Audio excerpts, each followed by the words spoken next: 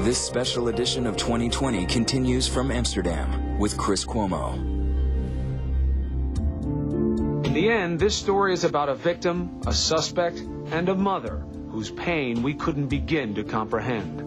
I'm asking this in the name of my beautiful, intelligent, and outstanding daughter, who I haven't seen for 36 days and for whom I will continue to search until I find her. Beth Twitty kept her daughter's story alive from the moment she found out Natalie was missing. She followed every lead, spending months at a time in Aruba. When I first got to the island of Aruba, I couldn't look at the water I couldn't look out at the ocean. And I didn't know why. But I couldn't look at the water. I couldn't look out. This week, she rushed to the Netherlands. I'm very happy that you are here. I received the call from Peter de Vries. He just said that I have a major break in Natalie's case. I have a lot to tell you. I want you to come to the Netherlands and meet with me. And Chris, I just said, what day do you want me there?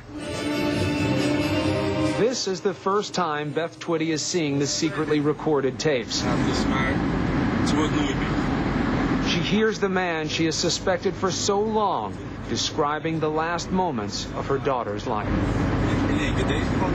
What was it like for you to see him start talking about this as if it were what he'd had for breakfast? It makes you sick to see that. How could an individual, how could they have such a disregard or disrespect for another person's life? By his own admission, he says that he saw Natalie go through some type of seizure, but he didn't call the hospital. He didn't try to help her. Oh, dear God, Yaron could have called. He could have called an ambulance. He's not an EMT.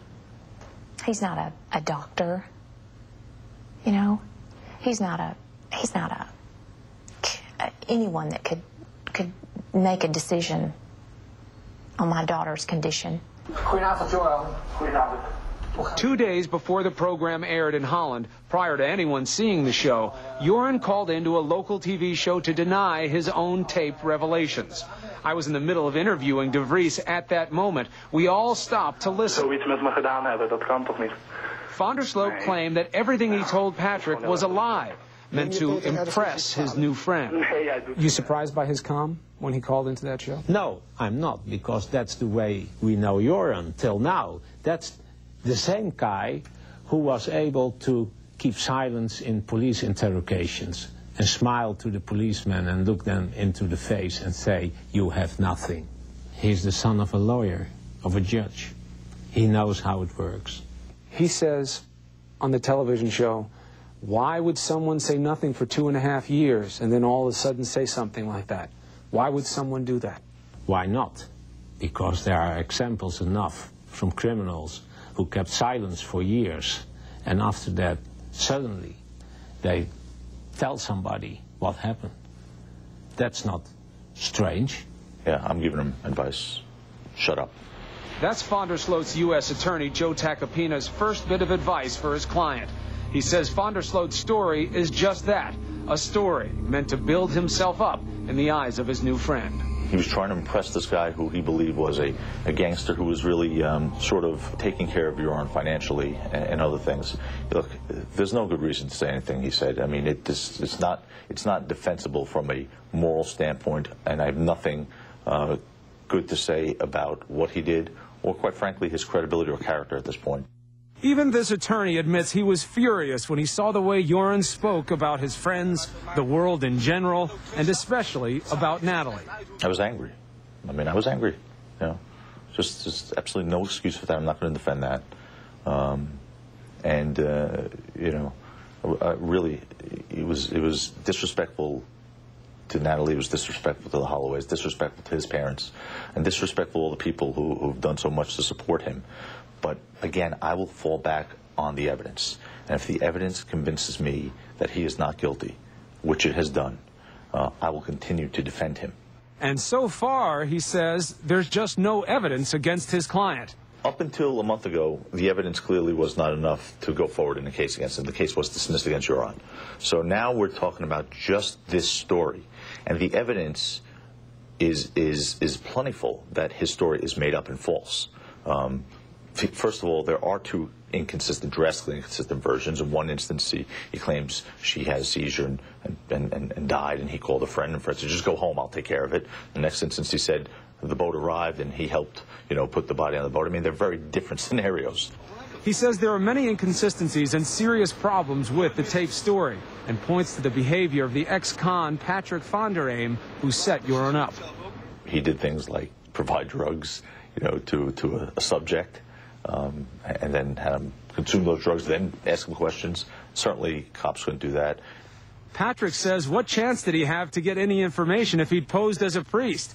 He says he needed the gangster facade to lay the trap. He figured out the way to get to Joran. I knew he had some addictions. An addiction is a disease. Smoking weed every day, it's okay, that's good, I'm going to hit on that one. And Patrick insists Joran wasn't just telling him what he wanted to hear. What I wanted to hear, sir, is that you, Joran van der Sloot, call an ambulance and helped her. That's what I wanted to hear. I wanted to hear nothing else. One thing's for sure, Joran van der Sloot did not call an ambulance. Now, whether or not this tape is true or false will be for prosecutors to decide. But that's nothing new. Joran's had a credibility problem for years. He himself admitted that to me 2 years ago. And why should you be believed after all the lying that you've done in this situation? There's absolutely no reason to believe me. Would you believe you? I would probably not believe myself, no. For his part, Peter de Vries is satisfied he solved the case. What would you say to Joran now? Well, what I would say to him is, Joran, you know that I know that you are guilty. Many of his countrymen agree. He did it. Yeah, he lies. He lies about everything he said. I think he's guilty as hell. And Natalie's mother is positive she's finally heard the truth. God sent Patrick, and he's just an angel. Chris, it's over. I mean, it's the end. It's the end for me. It's what I have prayed for 2.5 years. I've just prayed for an answer, and that's all I've ever wanted. Beth Twitty says for her, it's never been about justice, that she's not clinging to the next move of the prosecution. She says one way or another, Joran van der Sloot will be punished. The world will be Joran's judge and jury, and he will have to live with himself. And if he has to live his existence in this world, walking among people, then that's punishment for him, Chris. He will be in his living hell. Very painful for Beth Twitty and very ominous for van der Sloot. Obviously, you have to wonder if there's some very dark reason he didn't call for help. And that may be why he's so afraid of the body ever being found. Now, when we come back, we'll take a look at how van der Sloot has changed his story over time.